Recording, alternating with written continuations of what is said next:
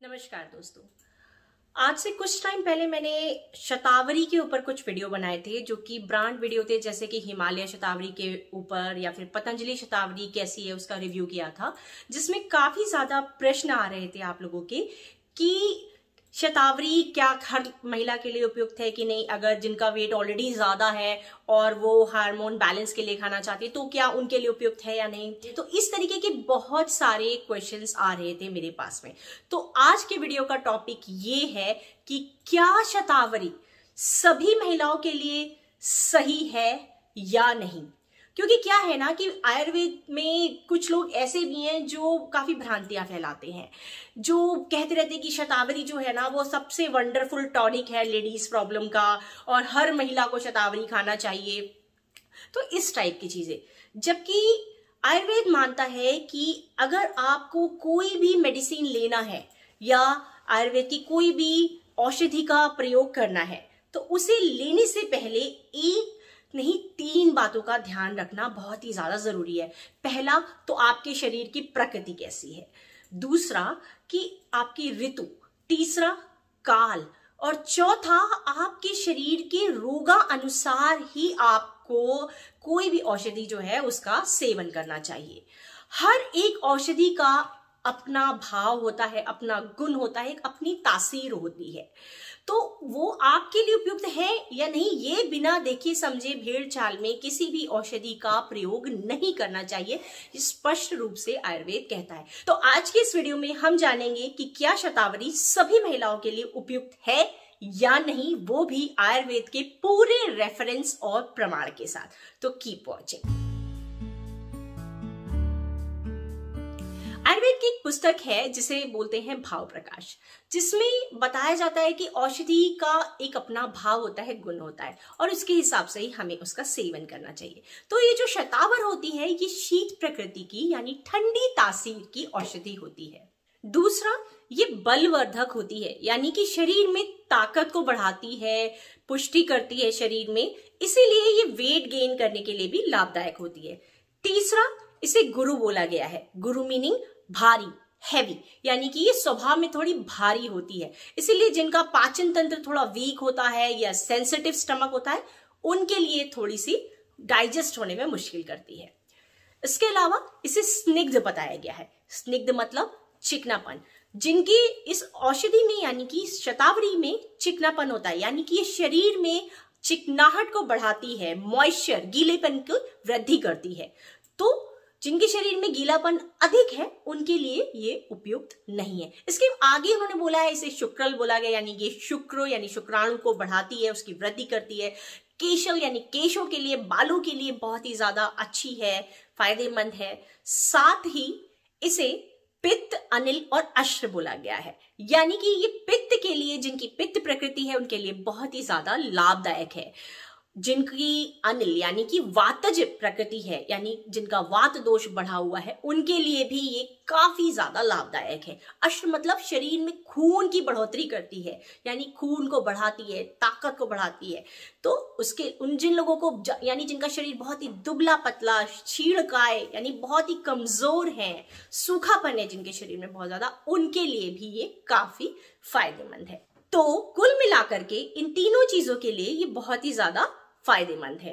तो अभी बहुत लोगों को कंफ्यूजन होता है कि कौन इसे खाए और कौन ना खाए।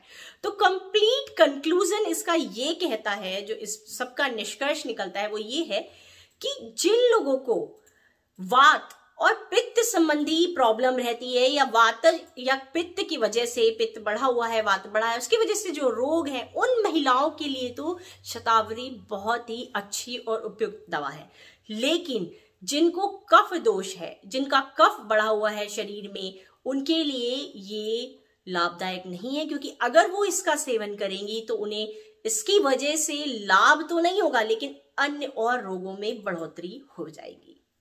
जिन लोगों को वातज रोग है, पित्तज रोग है, जैसे कि उनके शरीर में पीरियड्स की अनियमितता है, हार्मोन्स का इम्बैलेंस है, या उनका शरीर बहुत ही ज्यादा सूखापन है, शरीर में मॉइस्चर का अभाव है, काफी सूखी प्रकृति है, या दुबली पतली है, छीड़काय शरीर है, कमजोरी बहुत रहती है, या कहना चाहिए कि जो लोग अंडरवेट हैं उन सबके लिए ये जो है काफी फायदेमंद है।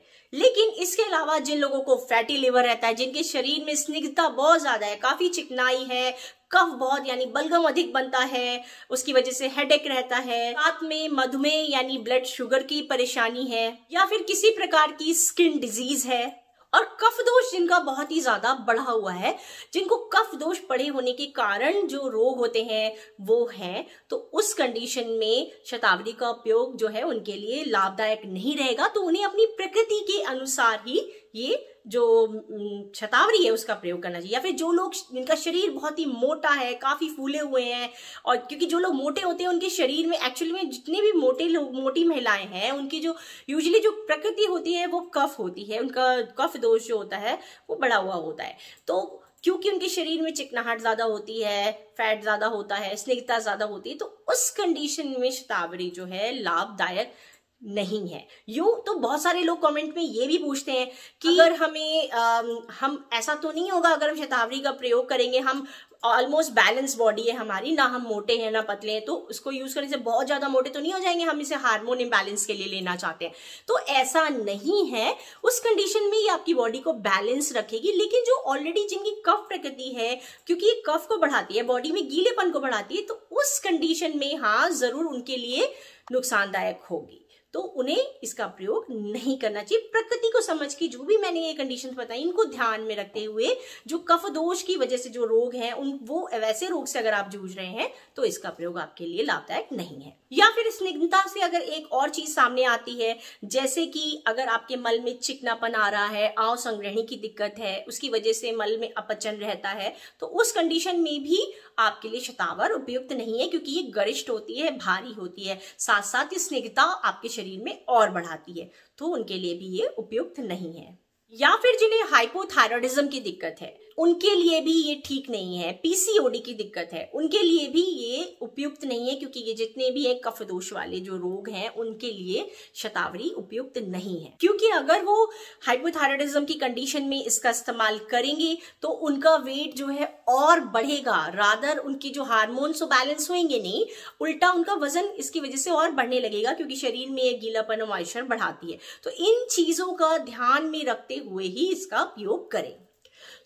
कुल मिला के 100 बात की एक बात, इस वीडियो का जो कुल कंक्लूजन ये है वो ये है कि जिन महिलाओं को वात और पित्त की वजह से जो दोष हो जाते हैं, शरीर में रोग उत्पन्न हो जाते हैं, अगर वो हैं तो उसमें शतावरी बहुत अच्छा काम करती है। जो लोग बहुत ही दुबले पतले हैं, जिनका शरीर में रूखापन है, काफी चीड़काए है, कमजोर है और वीकनेस रहती है, अंडरवेट है, इसके अलावा जो अपने शरीर की धातुओं को बढ़ाना चाहते हैं, शरीर को नरिशमेंट देना चाहते हैं, मेनोपॉज से रिलेटेड प्रॉब्लम है, वात और पित्त की वजह से अगर हार्मोन्स के इम्बैलेंस हैं, या फिर वात पित्त की वजह से आपको मेंस्ट्रुअल डिसऑर्डर्स हैं, तो उन कंडीशंस के लिए शतावरी अच्छी है।